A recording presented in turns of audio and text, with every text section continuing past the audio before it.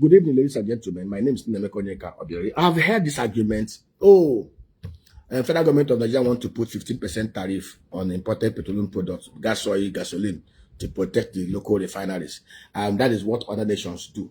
Come on, see, there's something people don't understand. You don't put in place policies and programs that burdens your people the more. I've told us what we should do. We are not the only crude oil producing country. Saudi Arabia is a crude oil producing country. How much do they buy a liter of the PMS and gas oil? Kuwait, United Arab Emirates, go and fact check me. We know what to do. There was a time in this country. Go and check at the records at the Central Bank website. You see it clearly. In October 2010, from October 1st to October 30th, we were doing 2.8, excuse me, we were doing 2.8 million barrels of crude and condensate. Excuse me. We are doing 2.8 million barrels of crude and condensate every day. Those oil wells did not dry up.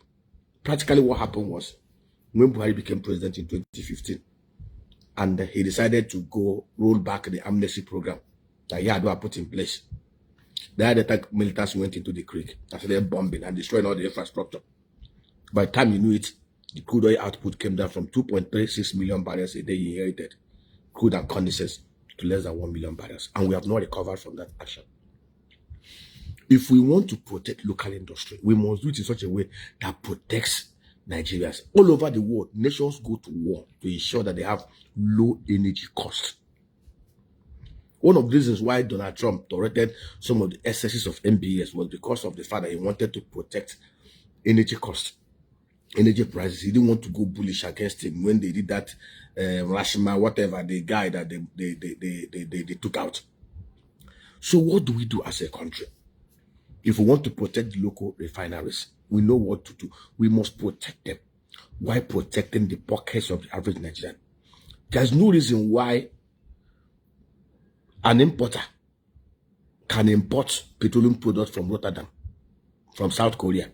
He will land it in Lagos or at 820 naira per liter. Yet, the biggest single train refinery in Abuja, in Lagos, is selling the same liter at 877 naira per liter. Something is wrong somewhere. If we are talking about quality, we can decide to set up a massive lab at the NNDPRA to ensure that what we are importing is equivalent to what was already approved by NDPRA in terms of parameter Q and Q. What do we do? All over the world, China protects the local industry by subsidizing production. Our OPEC quota today is about 1.65, 1.7 million barrels a day. Why are we not producing crude oil at the level that we used to have it in 2010? If our OPEC quota is 1.7 million, nothing stops us from producing crude, ramping up output, bringing new investment, privatizing the NNPC to make it as efficient as Petrobras, so that the corruption and inefficiencies that have reduced production and the thievery that have reduced the production of crude oil volume and even the cost of production are eliminated. When we do this, we can say, okay, the three refineries are not working. Port Harcourt and Warri, they are there. If we want to protect local refineries, what we will do is to privatize those Warri and Port Harcourt. Get Dapman and Ipman, set up an SPV, encourage them, work with them. Value those assets, hand it over to them. Let them just pay 30% of what of it. Sell the remaining to Nigerians, list on the floor of the exchange. Encourage them to collocate another 160,000 barrels a day, bringing the value, the refining capacity to 495. Why these things are taking place, you can say, okay, what is that local component that is supposed to be going to the refineries? As they are, first of all, revamping, you can call Aliko Dangote and sit down with him.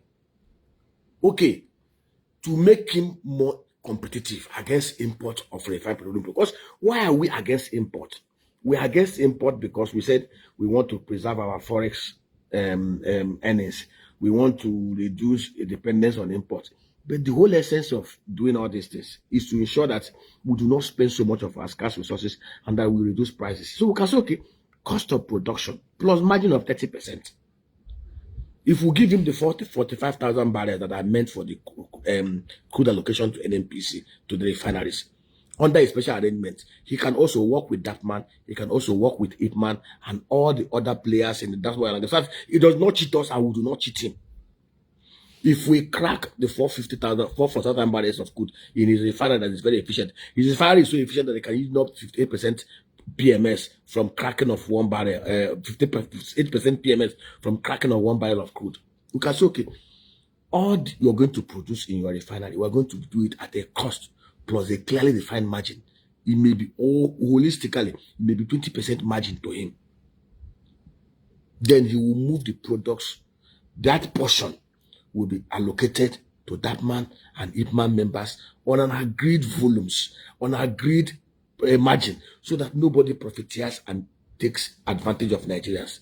If we do it this way, clearly, scientifically delineated and defined, we will buy white petroleum products, gasoline, gas oil, DPK at a price of average of 600 to 650 naira per liter, nothing more than that. That is how you protect local industry. You protect local industry by subsidizing production and not consumption, or putting taxes on your people, or creating a venue for few oligopolists and monopolists to continue to see.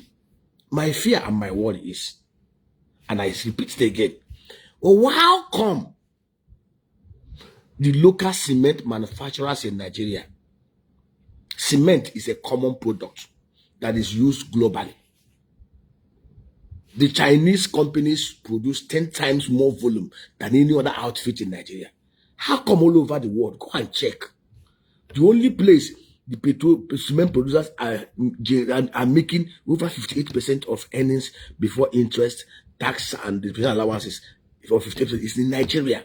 All other cement manufacturers all over the world have their earnings before interest, tax, and special allowance at between 20 to 30%. They did not increase volume last year, yet their profit almost doubled, because they moved the price from 5,000 naira per 50 kg to 10,000, now to 11,000. What increased? 90% of the raw materials are all locally sourced here. So what increased? Why did we have 100% hike? It's a question we should ask ourselves. I am in support of protecting local industries, local companies, but we must do so in such a way that protects the interest and the pockets of the average Nigerian. We will do it in such a way that nobody takes us for a ride. And I ask this question: why will somebody in Rotterdam, in South Korea, I want somebody to answer me, South Korea, that is not an oil producing country, how can somebody in South Korea, Rotterdam, buy crude oil in the international market, refine it, and then sell it in Nigeria here at a landing price of 823 naira? Somebody who is producing it here in the local market is selling it at 877 naira per liter. Why? I expect him to have even sold it at 800, at least lower than the imported ones, so that those imported will know that yes, it does not make sense importing. The same source of raw material, crude. The technology he's using is even the most efficient. It's one of the newest. Those refineries that he's competing with are almost over 50 years old. So what are we talking about here? Those who purport to govern should put in their thinking cap. They should put on their thinking cap and put in place policies and measures that will protect local industries, protect production in Nigeria, and as well as reducing the cost and burden upon the average Nigerian. This is my submission. Thank you and God bless.